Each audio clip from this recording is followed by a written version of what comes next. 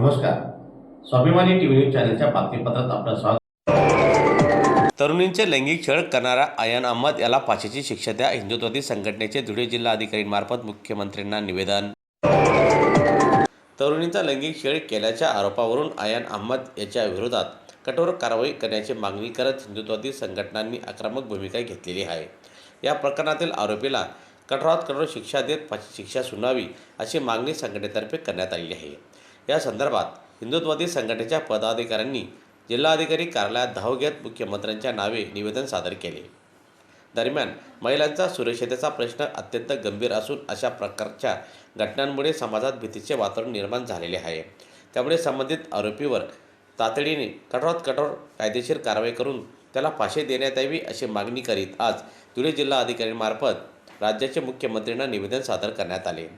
दरम्यान यावेळी निवेदन देण्यासाठी हिंदुत्ववादी संघटनेचे पदाधिकारीसह कार्यकर्ते मोठ्या संख्येने उपस्थित होते. जय श्रीराम. आज आम्ही विश्व हिंदू परिषद आणि बजरंग दलच्या वतीने जे नाशिक येथे IT कंपनीमध्ये जे दुर्भाग्यपूर्ण घटना घडत आहे आणि आम्हाला तर हे आणि दुसरं असं जे परतवाडा येथे अयान नावाच्या नरधमाने जे कृत्य केलेलं आहे, 180 मुली आणि 350 व्हिडिओ आणि संभाजीनगरचा एक नराधम हिरवा साप असा बोलतो की 180 वीडियो MIM का नाम आया तो सिर्फ 180 वीडियो ये झूठे बताए जा रहे. वहाँ पर 4 लड़कियां और 2 लड़कियों के साथ वो रिलेशन में है और 4 ही लड़कियां थी.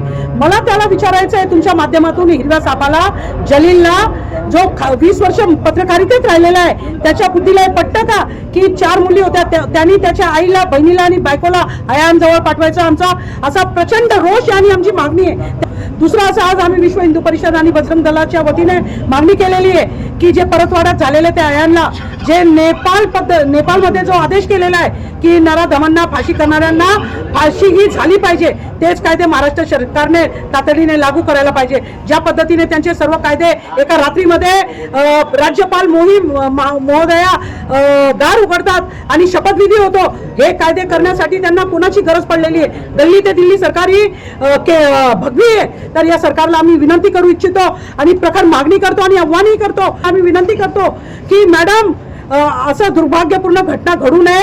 आज तुम्ही अल्पवयीन मुलीला कोर्टात बोलवाल आणि त्या मुलीचं भविष्य काय, एक तर त्यांनी मरावं किंवा जगावं ही दुर्दशा महाराष्ट्र शासनाने केलेली आहे. तर महाराष्ट्र शासनाचे आदरणीय मुख्यमंत्र्यांना आमचं जाहीर विनंती आणि आव्हान आहे साहेबांना पण की 1500 रुपये नाही दिले तरी चालतील, पण आमची एकही मुलगी याच्या पुढे बलात्कार झाली नाही पाहिजे आणि कोणी लव जिहादाच्या ह्याच्यात फसू नये. तुम्हालाही देवाने एक मुलगी दिलेली आहे, तर त्या पद्धतीने तुम्ही विचार करा, कायदे कडक करा. आणि त्यांनी केलेलेच आहे, सर्वांना दोषींना आरोप झालेलेच आहे, पण कुठेतरी यांनी मंत्रालय त्यांच्याकडे, तर गृह मंत्रालयाने आमच्या ज्या पोलीस प्रशासनाने जे हात बांधून ठेवतात त्यांना ना उघडी मुभा दिली पाहिजे.